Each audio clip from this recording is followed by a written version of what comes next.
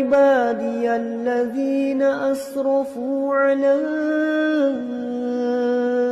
أنفسهم لا تقنطوا من رحمة الله. بسم الله الرحمن الرحيم.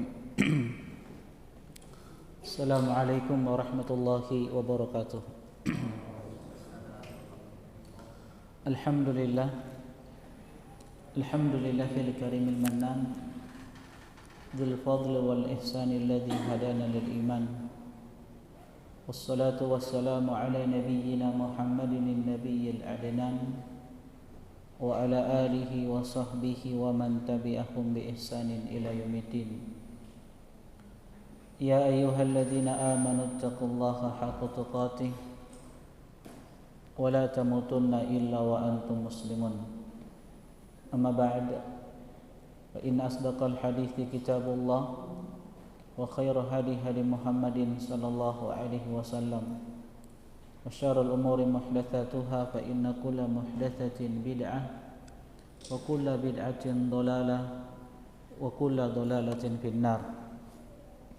Ma'asyiral muslimin, jamaah sekalian, ikhwani wa akhwati fillah, hafizani wa hafizakumullah.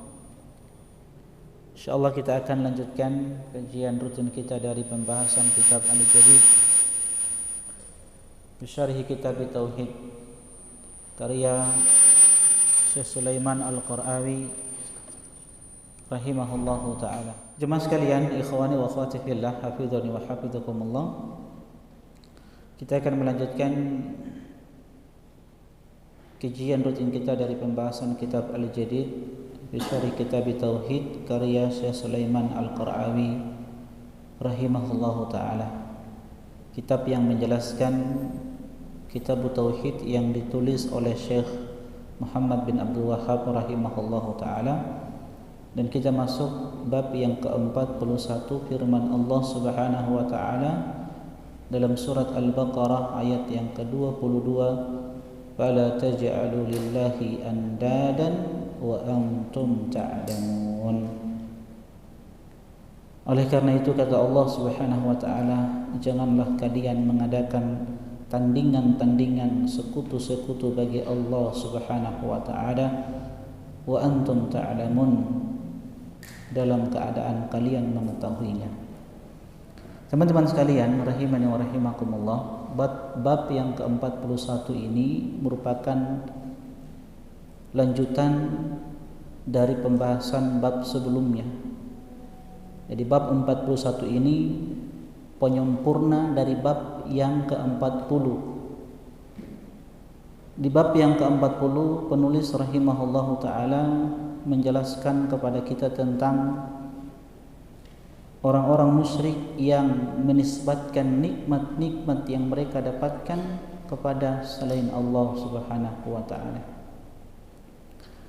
Dan bab 41 ini penulis ingin menjelaskan kepada kita lafaz-lafaz kesyirikan atau ucapan-ucapan yang banyak tersebar di tengah-tengah kaum muslimin, sadar atau tidak disadari.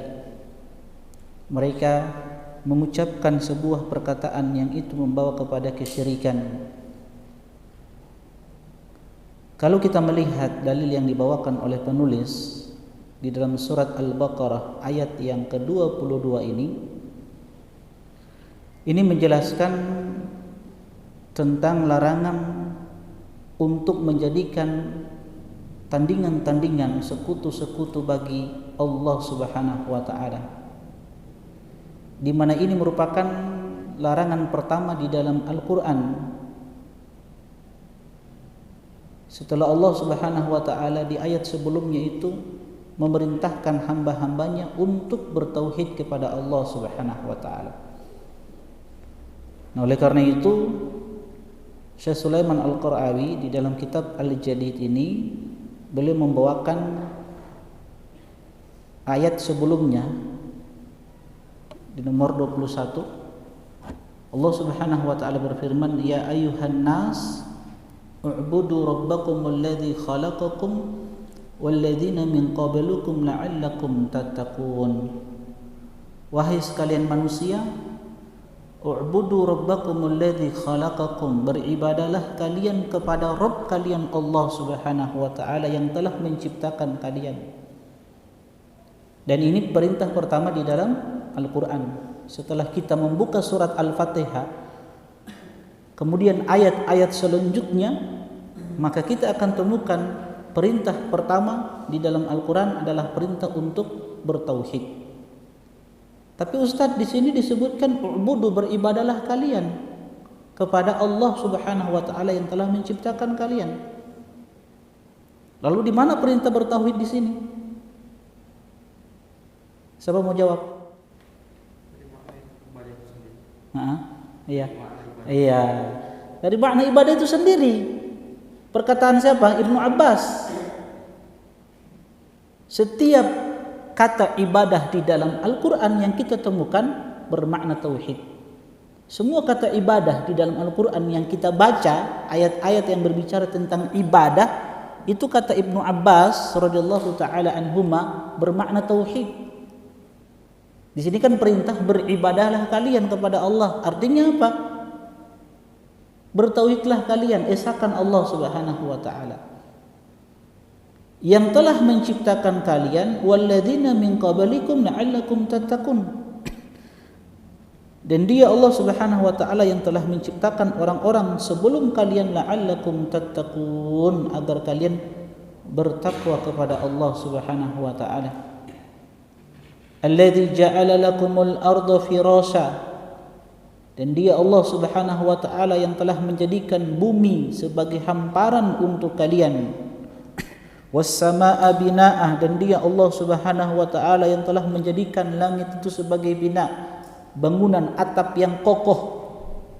Wa anzala minas samaa'i ma'an fa akhraja bihi minats thamarati rizqan lakum, dan dia pula Allah Subhanahu wa taala yang telah menurunkan dari langit air yang membawa keberkahan untuk kalian, yang kemudian dengan air tersebut Allah Subhanahu wa taala keluarkan buah-buahan sebagai rizki untuk kalian.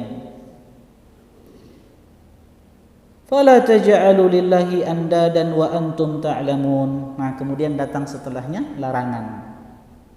Maka jangan jadikan untuk Allah Subhanahu wa taala andadan, tandingan-tandingan, sekutu-sekutu, wa antum ta'lamun, dalam keadaan kalian mengetahuinya. Nah, teman-teman sekalian, rahimani wa rahimakumullah, di sini penulis kitab Syekhul Islam Muhammad bin Abdul Wahhab rahimahullahu taala ingin menjelaskan kepada kita tentang perbuatan yang dilakukan oleh orang-orang jahiliyah, di mana mereka menyekutukan Allah Subhanahu wa taala dengan tandingan-tandingan, sesembahan-sesembahan yang mereka ibadahi. Tentunya apa yang dilakukan oleh orang-orang jahiliyah dahulu adalah perbuatan kesyirikan yang itu syirik akbar. Karena andat itu adalah sesembahan-sesembahan. Lantas apa kaitannya dengan bab ini? Kita sebutkan tadi penulis Syekhul Islam Muhammad bin Abdul Wahhab rahimahullah ta'ala ingin menjelaskan kepada kita ucapan-ucapan yang banyak tersebar di tengah-tengah masyarakat kaum muslimin yang itu merupakan lafaz-lafaz kesyirikan. Nah, ternyata andat itu juga bisa termasuk kesyirikan yang kecil, syirik asghar. Itulah ucapan-ucapan. Makanya setelah ayat ini penulis membawakan ucapan-ucapan salaf yang menjelaskan tentang andat itu, di antaranya ucapan Ibnu Abbas radhiyallahu taala anhumah. Taib. Apa kata penulis kitab Al-Jadid, Syekh Sulaiman Al-Qur'awi rahimahullahu taala? Dalam ayat ini Allah Subhanahu wa taala memerintahkan manusia untuk mengikhlaskan ibadah hanya kepadanya, memurnikan ibadah kepada Allah Subhanahu wa taala. Kenapa? Karena dia Allah Subhanahu wa taala yang mengadakan mereka, yang menciptakan mereka dari yang sebelumnya tidak ada.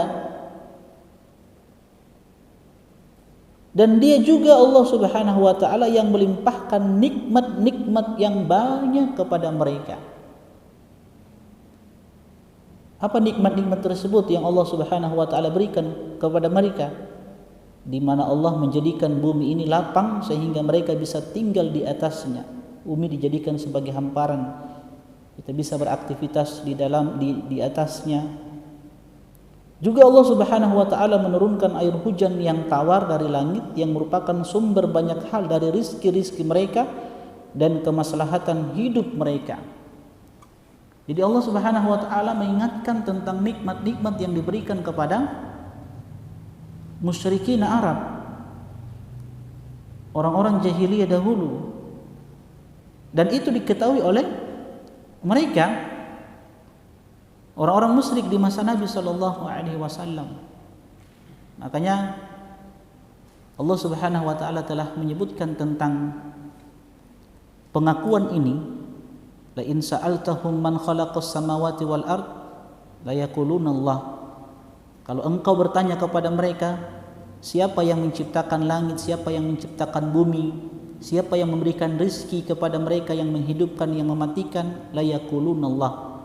Maka mereka akan mengatakan Allahu Jalla Jalaluh. Jadi orang-orang musyrik di masa Nabi Sallallahu Alaihi Wasallam, untuk sisi ini tauhid rububiyah, mereka meyakini bahwa Allah satu-satunya pencipta, yang menghidupkan, yang mematikan, yang memberikan rizki, yang memiliki alam semesta ini. Hanya saja mereka jatuh pada sisi uluhiyah, di mana mereka masih menyembah berhala-berhala. Mereka datang meminta kepada, menjadikan sesembahan tersebut sebagai wasilah yang mendekatkan diri mereka kepada Allah Subhanahu wa taala dengan sedekat-dekatnya. Allah kemudian menjelaskan bahwasanya mereka menjadikan tandingan-tandingan dan bandingan-bandingan baginya, padahal mereka mengetahui bahwasanya Allah Subhanahu wa taala yang menciptakan mereka, yang melimpahkan nikmat-nikmat bagi mereka. Harusnya konsekuensi dari tauhid rububiyah itu adalah apa? Tauhid uluhiyah. Kalau mereka meyakini Allah satu-satunya pencipta, yang menghidupkan, yang mematikan, yang memberikan rizki, ya, yang menguasai alam semesta ini, harusnya mereka mentauhidkan Allah, mereka memurnikan ibadah kepada Allah Subhanahu wa taala. Jadi tauhid rububiyah itu sebenarnya konsekuensinya adalah tauhid uluhiyah, karena tidak pantas kita meminta kepada makhluk. Dia bukan pencipta, bukan pemilik alam semesta. Dia bukan pemberi rizki. Paham ya? Nah, oleh karena itu kita sudah bahas pada pertemuan sebelumnya sikap seorang muslim dan muslimah, orang yang beriman, mukmin dan mukminah, ketika dia mendapatkan nikmat, apa yang diucapkan? Alhamdulillah. Ada 3 rukun tuh. Apa 3 rukun itu? Pertama, dia ucapkan alhamdulillah. Segala puji bagi Allah Subhanahu wa taala yang telah memberikan nikmat ini. Itu yang diajarkan. Makanya teman-teman sekalian, di antara zikir yang disyariatkan yang kita baca pagi dan petangnya, Sayyidul Istighfar. Nah, Sayyidul Istighfar itu mengajarkan kepada kita untuk apa? Mengakui nikmat Allah. Siapa yang hafal Sayyidul Istighfar ini? Amin, hafal? Baik, coba bacakan dulu Sayyidul Istighfar.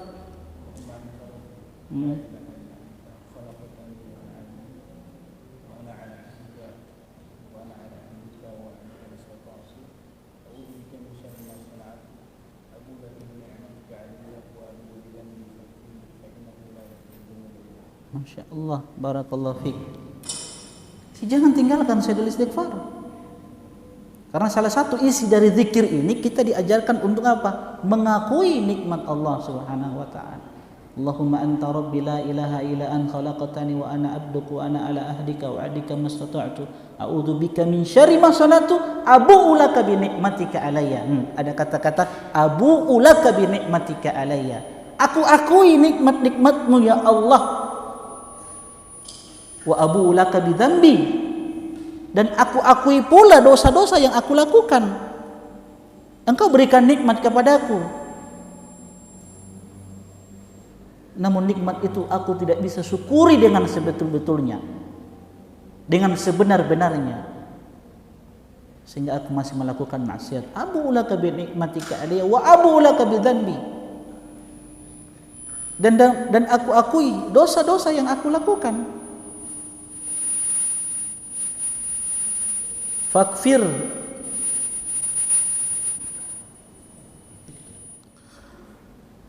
jadi jangan tinggalkan sayyidul istighfar. Allahumma anta rabbi la ilaha illa an khalaqtani wa ana 'abduk wa ana ala ahdika wa 'adika mastata'tu a'udzu bika min syarri ma sana'tu abu laka bi ni'matika alayya wa laka bi dhanbi faghfir li fa innahu la yaghfiru dzunuba illa an.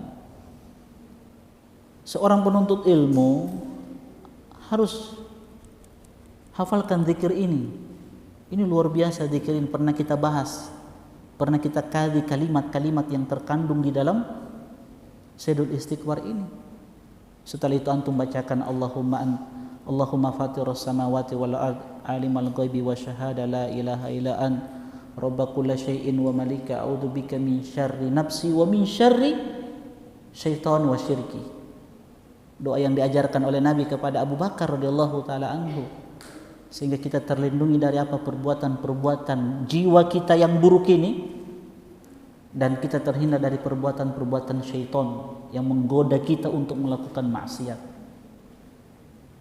Kemudian antum tambahkan dengan zikir-zikir yang lain. Subhanallahi wa bihamdi adada khalqi wa ridha nafsi wa zinata arsyik wa bidada kalimatik. Ini kalau antum baca lagi setelah salat subuh ini luar biasa. Ini lebih baik daripada zikir-zikir yang lainnya. Zikir-zikir seperti ini kalau antum rutinkan luar biasa. Ya, kalau ingin berkah ilmu antum, ya banyak-banyak berzikir. Di antaranya bacaan Al-Quran itu kan termasuk zikir kita. Minimal dalam sehari itu, ya walaupun cuma satu halaman kita baca dari Al-Quranul Karim. Karena kita pernah sampaikan bahwa Al-Quran itu akan menjadi penolong kita, akan menjadi pemberi syafaat bagi kita kalau Al-Quran itu kita baca, kita amalkan, kita tadabburi dan kita amalkan. Harus ada tiga ini: dibaca, ditadabburi, diamalkan. Ada orang yang hanya sekedar baca Al-Quran, kita katakan itu kebaikan. Dia baca Al-Quran, satu huruf dapat satu kebaikan. Bahkan satu kebaikan itu dilipat gandakan menjadi 10 kebaikan. Itu sudah kebaikan orang baca Al-Quran, tapi tidak cukup. Nah, harus ada yang kedua. Al-Quran itu harus ditadabburi. Ada orang yang baca Al-Quran, dia tadabburi, alhamdulillah, cuma tidak diamalkan. Jadi ada 3 golongan manusia toh. Pertama, hanya sekadar baca, tidak mentadabburi, apalagi mengamalkan. Golongan manusia yang kedua, dia baca Al-Quran, dia tadabburi, tapi tidak diamalkan. Nah, golongan manusia yang ketiga ini yang terbaik. Dibaca, ditadabburi, direnungi ayat-ayatnya, kemudian diamalkan. Itu yang terbaik. Jadi nikmat-nikmat Allah Subhanahu wa taala itu harus kita akui dengan ucapan alhamdulillah. Kemudian yang kedua apa? Yang kedua apa? Pengakuan di dalam hati kan, bahwa nikmat-nikmat itu murni datangnya dari Allah Subhanahu wa taala. Dan yang ketiga, kita gunakan nikmat-nikmat tersebut pada perkara-perkara yang bisa mendatangkan ridha Allah Subhanahu wa taala. Baik. Allah Subhanahu wa taala kemudian menjelaskan bahwasanya mereka menjadikan tandingan-tandingan dan bandingan-bandingan baginya, padahal mereka mengetahui bahwasanya Allah Subhanahu wa taala yang Maha menciptakan mereka, yang melimpahkan nikmat-nikmat bagi mereka. Dan itu adalah bentuk kengototan mereka di atas kekafiran, kemaksiatan dan kesyirikan.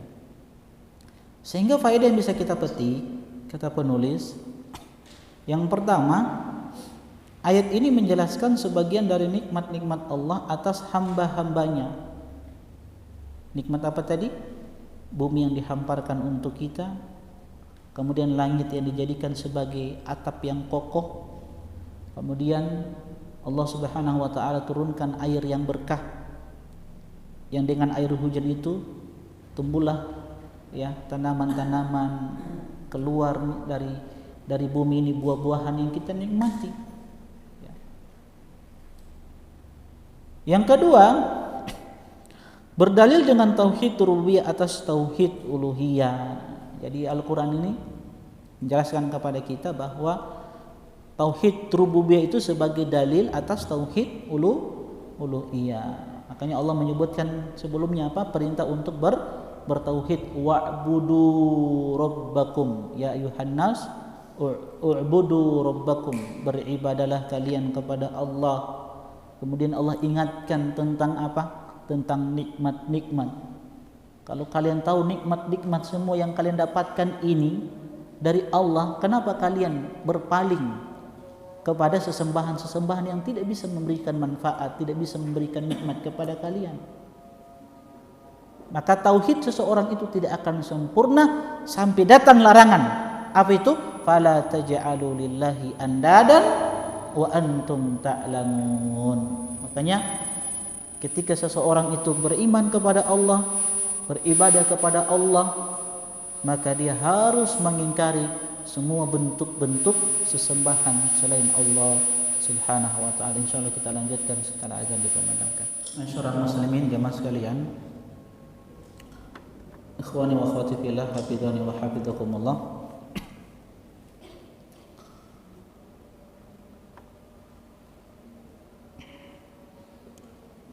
Sampai di mana tadi?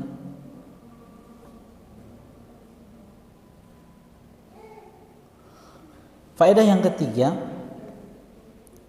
wajib mengesahkan Allah Subhanahu wa taala semata dengan ibadah tanpa selainnya. Apa hubungan ayat ini dengan judul bab dan tauhid? Hubungannya adalah karena ayat ini menunjukkan wajibnya menjauhi kesyirikan yang zahir maupun yang samar, yang nampak ataupun yang tersembunyi. Dan termasuk syirik yang tersembunyi, yang samar-samar itu seseorang yang mengatakan kalau seandainya penjaga tidak ada, maka pencuri akan menyetroni kita, menyetroni, mengganggu, mencuri. Nah, teman-teman sekalian, hafizani wa hafizakumullah.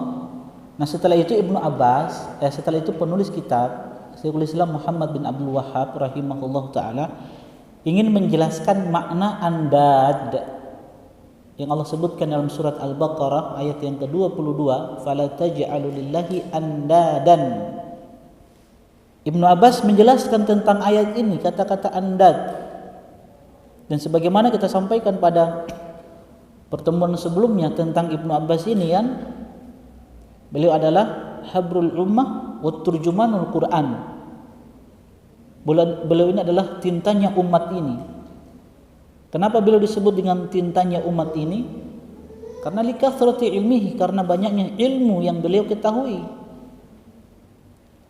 Salah satunya beliau mendapatkan doa dari siapa? Rasulullah sallallahu alaihi wasallam. Beliau adalah turjumanul Quran, penafsir Al-Quran dari kalangan sahabat-sahabat Nabi sallallahu alaihi wasallam yang terbaik. Beliau sejak kecil sudah bersama Nabi sallallahu alaihi wasallam, karena Ibnu Abbas adalah anak dari paman Nabi sallallahu alaihi wasallam, Abbas bin Abdul Muttalib radhiyallahu taala anhu. Dari kecil beliau sudah bersama Nabi sallallahu alaihi wasallam. Sebelum beliau balik, Rasulullah sallallahu alaihi wasallam meninggal. Dan beliau sebagaimana dikatakan Al-Tawus, ma ra'aitu ahadan asyadda ta'ziman li hurmatillah min Ibni Abbas. Kata Tawus rahimahullahu ta'ala, aku tidak pernah melihat seseorang asyadda ta'ziman li hurmatillah.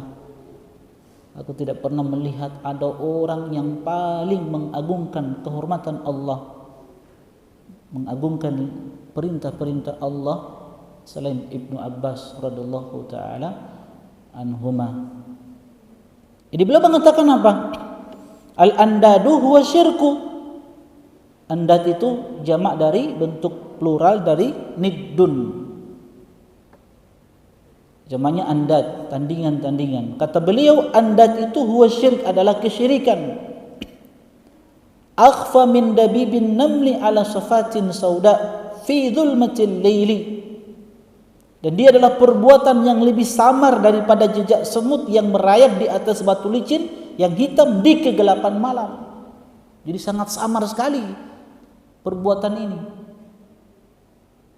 yang kita tidak sadari, yang kita kadang jatuh padanya. Antum pernah lihat semut hitam di batu warna hitam di kegelapan malam? Ini bukan semutnya, tapi jejak semutnya, jejak langkah semut ya, bukan semutnya, jejak langkah semut yang berada di batu licin berwarna hitam di kegelapan malam.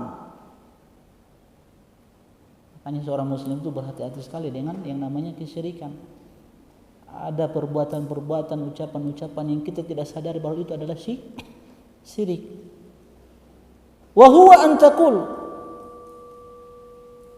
seperti seseorang yang mengatakan apa? Wallahi wa hayatika, demi Allah dan demi hidupmu. Demi Allah dan demi hidupmu. Ini perbuatan syirik. Tapi ini syirik kecil. Syirik kecil. Bersumpah demi Allah dan demi hidupmu, itu tidak boleh. Dan demi hidupmu ya fulanah, wa hayati, dan demi hidupku. Wa taqulu laula kulayba hadha la atana lusus. Atau ucapan seseorang, kalau bukan Kulaybah, anjing kecil ini, kita ini sudah apa? Dimasuki oleh pencuri. Mungkin barang-barang yang ada di rumah ini sudah dirampok, sudah diambil sama pencuri. Walaulal battu fid dari la atana lusus. Kalau bukan karena bebek yang ada di lingkungan rumah ini, ya, niscaya mungkin pencuri sudah masuk di dalam rumah. Ini ucapan-ucapan, lafaz-lafaz kesyirikan, ya. Apalagi wa qaulur rajuli li sahibihi masya Allah wa syi'ta, ucapan seseorang kepada orang lain, masya Allah wa syi'ta, apa yang Allah kehendaki dan apa yang engkau kehendaki pula. Ini juga kesyirikan. Wa qaulur rajuli, ucapan seseorang, laulallah wa fulanun, kalau bukan karena Allah dan karena si fulan. Ini kita sudah bahas pada pertemuan sebelumnya. Ya. La taj'al fiha fulanan, kata beliau, jangan sebut fulan di dalam perkara-perkara seperti ini. Hada kulluhu bihi syirkun, semuanya ini adalah bentuk kesyirikan kepada Allah Subhanahu wa taala. Di sini kata Syekh Sulaiman Al-Qarawi, hubungan athar ini dengan judul bab dan tauhid, hubungannya adalah karena athar ini menunjukkan bahwasanya Ibnu Abbas radhiyallahu taala anhuma berpandangan bahwa di antara bentuk syirik yang samar adalah bersumpah dengan selain nama Allah Subhanahu wa taala.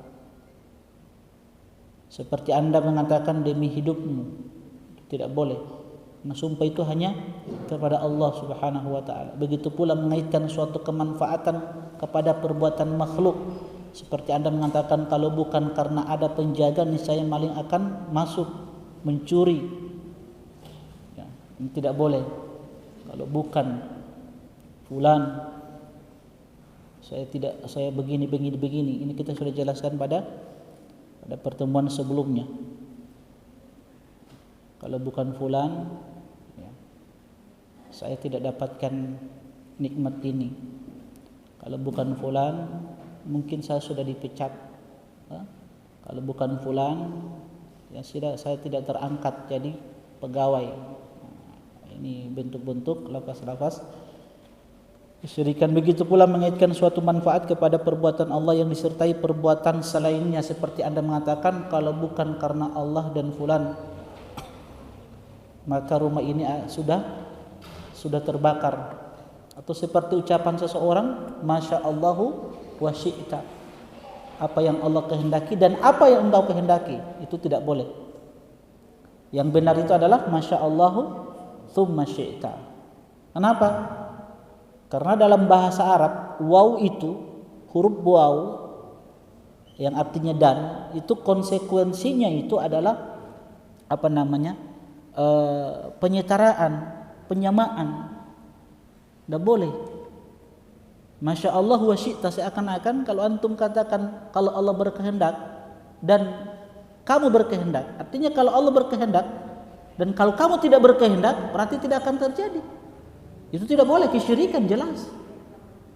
Paham ya? Maka thumma syi'ta, karena kata-kata thumma itu dalam bahasa Arab itu konsekuensinya at-tartib. Jadi tidak mengapa. Jadi boleh kita mengatakan Masya Allahu thumma syi'ta. Yang tidak boleh Masya Allahu wa syi'ta. Sama dengan nanti dijelaskan pada yang setelahnya ini. Ucapan seseorang mengatakan a'udzu billahi thumma a'udzu bika. Aku berlindung kepada Allah, kemudian aku berlindung kepadamu. Boleh tidak? Boleh. Karena pakai kata-kata thumma. Yang tidak boleh a'udzu billah wa a'udzu bika. Aku berlindung kepada Allah dan aku berlindung kepadamu. Karena perlindungan itu kan bisa juga kepada makhluk. Pada hal-hal yang dia mampu, ini sudah berlalu penjelasan tentang isti'anah. Boleh kan? Boleh seseorang berlindung kepada makhluk pada perkara-perkara yang dia mampu. Seseorang yang punya power, kekuatan, punya jabatan, kita berlindung kepadanya pada hal yang dia mampu. Yang tidak boleh pada perkara-perkara yang dia tidak mampu. Paham ini? Jadi ucapkan kata-kata summa, jangan pakai kata-kata wa dan, tidak boleh. Karena waw itu dan itu dalam bahasa Arab ya, kita bicara dalam bahasa Arab ini, itu mengandung penyamaan, penyetaraan. Tidak boleh di dalam Islam. Nah pertanyaannya bagaimana kalau kita ucapkan tawakkaltu 'ala Allah tsumma tawakkaltu 'ala fulan, boleh tidak? Hah? Boleh tidak? Kenapa tidak boleh? Ada kata-kata summa? Karena tawakal itu amalan hati yang hanya untuk Allah Subhanahu wa taala. Demi Allah, kemudian demi engkau, boleh tidak? Yang tadi dibahas demi Allah dan demi dirimu, itu tidak boleh. Bagaimana kalau dia ganti dengan kata summa? Demi Allah kemudian demi dirimu, boleh tidak? Tidak boleh. Kenapa? Karena sumpah itu hanya milik Allah. Paham ini? Iya, tidak boleh. Sumpah itu hanya milik Allah. Paham antum? Ini yang harus kita ini ya. Jadi ada perkara-perkara yang boleh kita menggunakan kata-kata summa. Tadi berlindung kepada Allah kemudian berlindung kepadamu, itu boleh.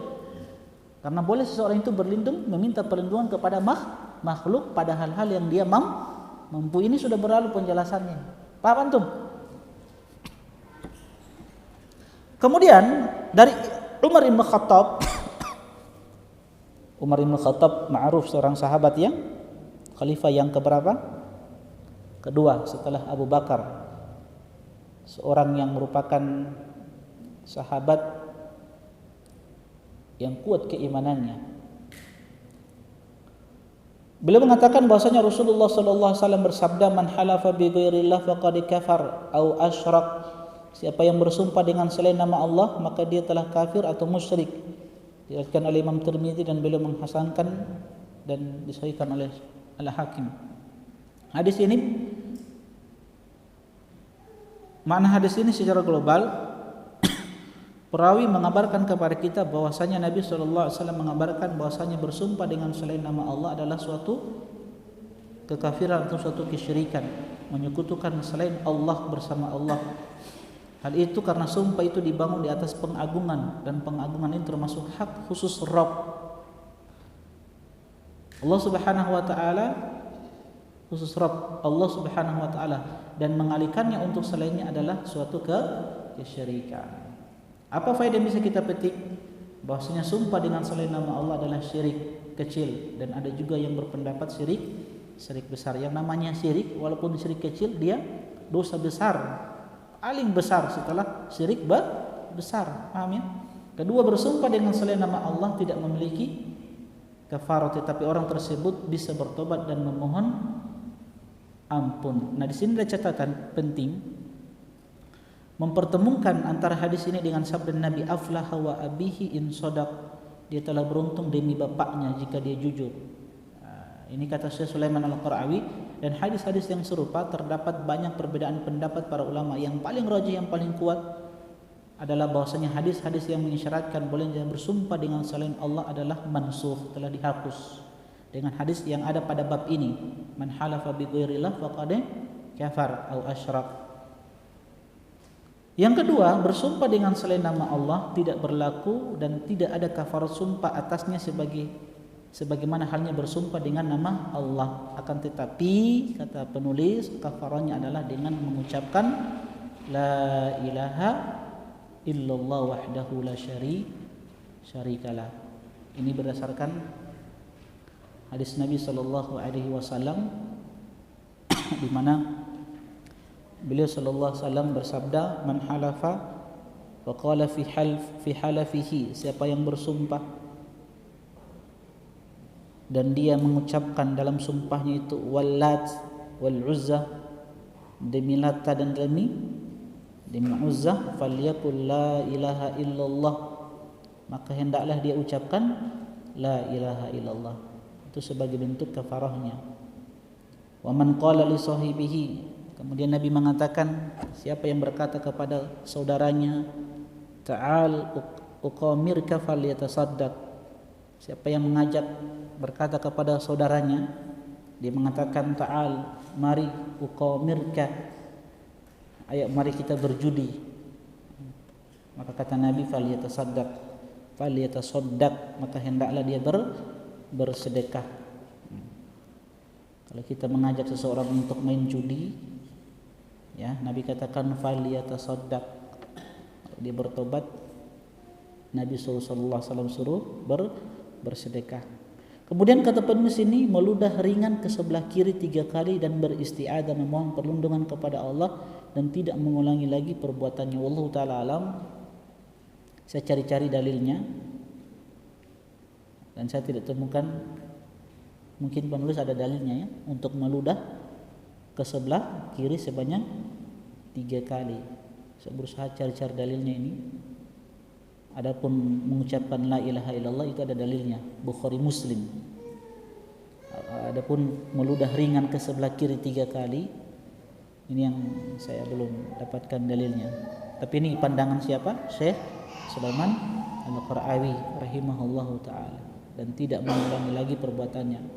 Cukup dia ucapkan la ilaha illallah dan bertobat kepada Allah Subhanahu wa taala.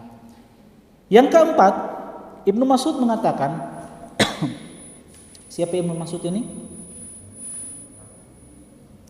Sahabat Nabi sallallahu alaihi wasallam. Ini juga sahabat yang awal-awal masuk Islam.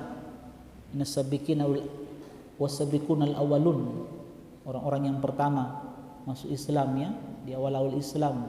Salah satunya Abdullah bin Mas'ud radhiyallahu taala anhu, yang Rasulullah SAW sudah berlalu ini ya, biografi singkat beliau, Abdullah bin Mas'ud ya, yang Nabi SAW mempersaksikan tentang beliau, sahabat yang kalau siap mansarahu an yaqra al-Quran ghaddan, siapa yang ingin membaca Al-Quran sebagaimana diturunkan, maka hendaklah membaca dengan bacaan siapa? Abdullah bin Mas'ud. Beliau sahabat yang sangat juga mengetahui Al-Quranul Karim, sebab beliau hidup bersama Rasulullah sallallahu alaihi wasallam.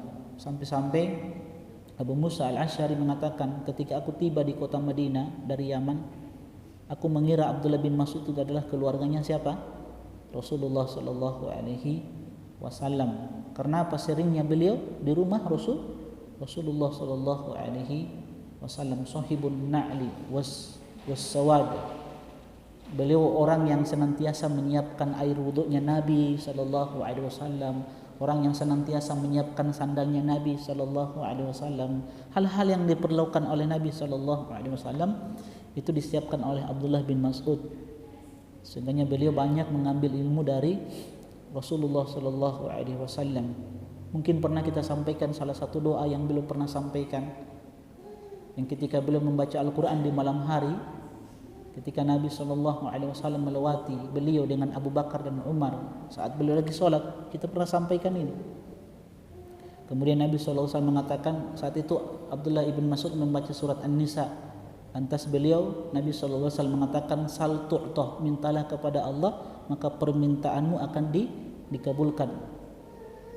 Nah, keesokan harinya Abu Bakar langsung datang kepada siapa? Abdullah bin Mas'ud. Ini juga menunjukkan kepada kita semangatnya sahabat-sahabat di dalam mencari kebaikan. Abu Bakar penasaran, sebab Nabi mengatakan saltu atau mintalah maka permintaanmu akan dikabulkan. Keesokan harinya Abu Bakar datang dan bertanya, apa yang engkau minta? Setelah Nabi mengatakan saltu atau, apa yang diminta oleh Nabi? Doa ini yang kita perlukan di zaman ini, di masa-masa fitnah seperti ini. Hafalkan doa ini. Saya pernah sampaikan doa ini. Allahumma inni as'aluka imanan la yartad. Ya Allah, aku memohon kepadamu keimanan yang tidak hilang dari diriku. Wa na'iman la yanfad. Dan aku memohon kepadamu ya Allah kenikmatan yang engkau tidak cabut dari diriku. Wa murafaqata Muhammadin sallallahu alaihi wasallam fi a'la jannatil khuldi. Dan aku memohon kepadamu ya Allah untuk bisa bersama Nabi di surga yang paling tertinggi. Surga apa itu? Surga Firdaus. Doa Abdullah bin Mas'ud ini zaman ini, masa ini kita perlukan sekali. Minimal dalam sehari kita ucapkan doa ini dalam sujud kita. Biar cuma sekali. Allahumma inni as'aluka imanan la yartab. Di masa-masa fitnah ini banyak orang yang tadinya dia beriman, di sore hari dia kufur kepada Allah. Kufur tanpa disadari dengan kalimat-kalimat kekufuran yang dia ucapkan, atau perbuatan-perbuatan kekufuran yang dia tidak sadari. Sehingga doa ini perlu. Allahumma inni as'aluka imanan la yartad. Ya Allah, aku mohon keimanan yang tidak hilang dari diriku, kenikmatan yang Kau tidak cabut dariku.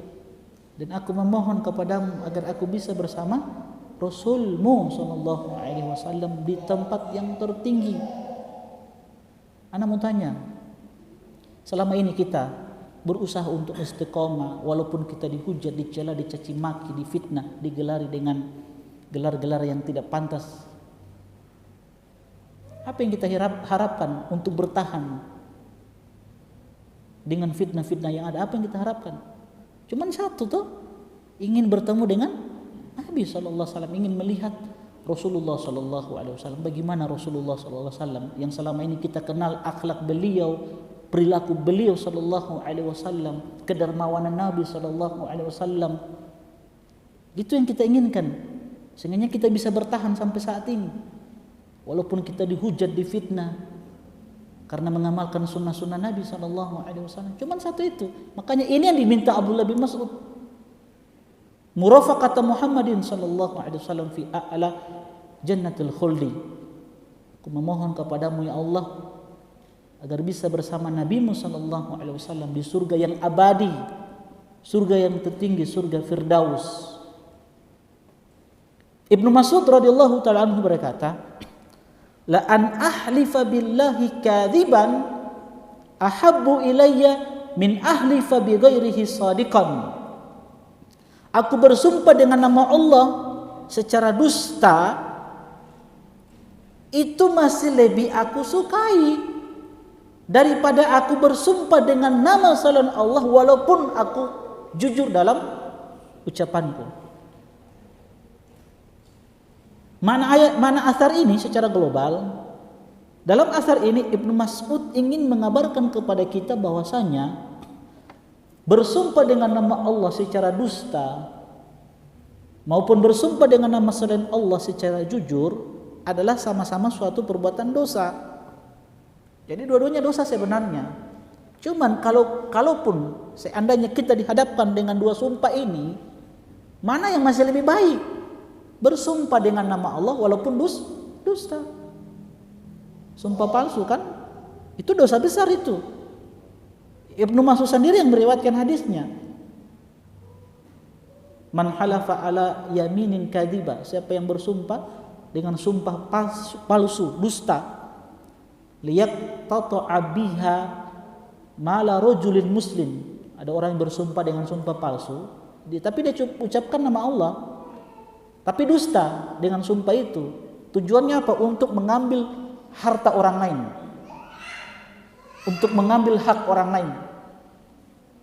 Itu kata siapa? Nabi SAW.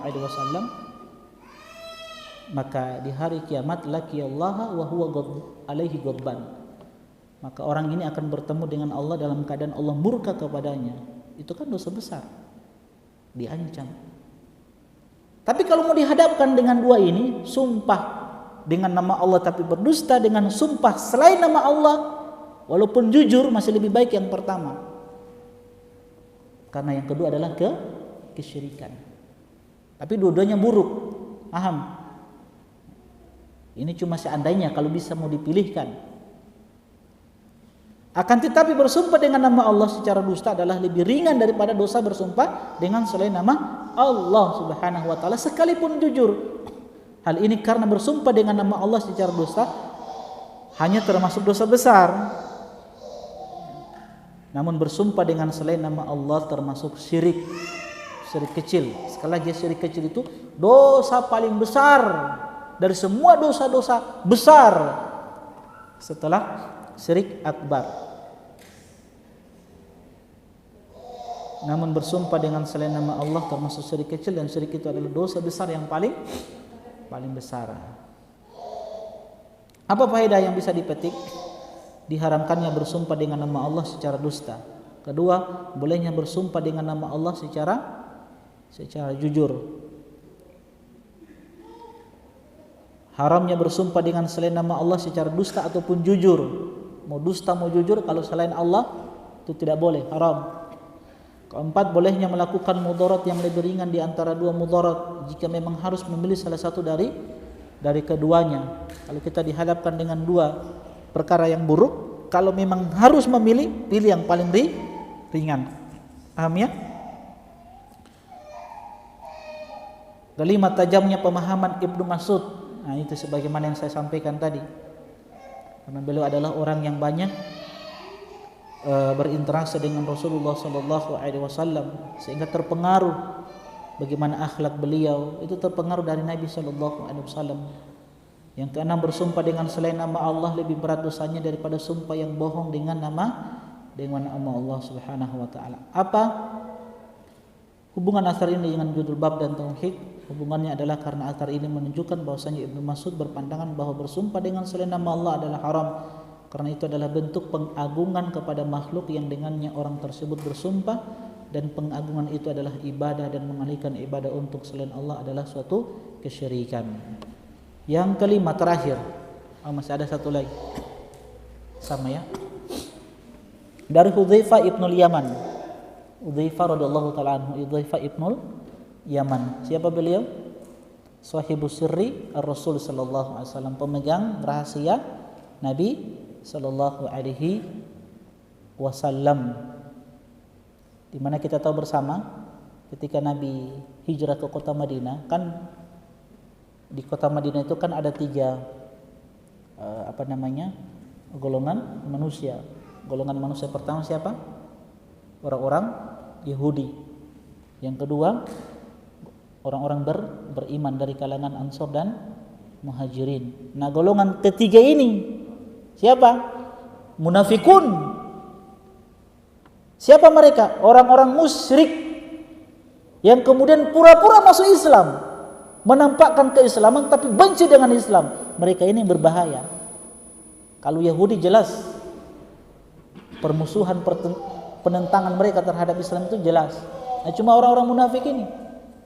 Nah, ada orang-orang munafik yang disebutkan oleh Nabi hanya kepada siapa?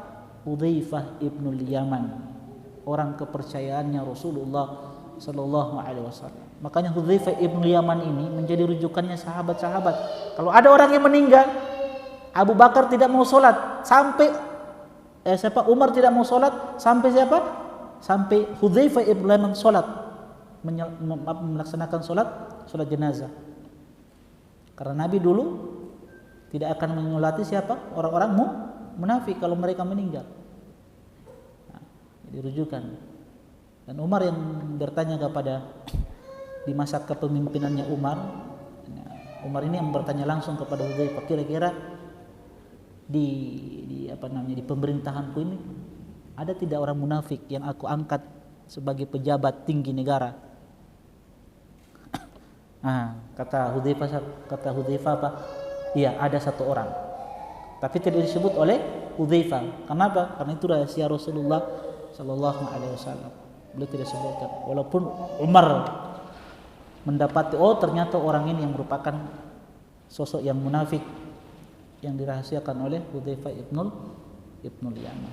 Beliau berkata dari Nabi sallallahu alaihi wasallam, beliau bersabda, la taqulu masya Allah wa sya'a fulan. Jangan kalian berkata atas kehendak Allah dan kehendak fulan. Tidak boleh kan?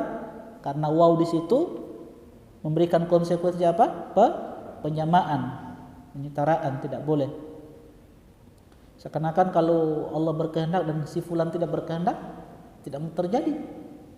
Harus pakai kata-kata tsumma. Walakin qulu masya Allah tsumma sya'a fulan.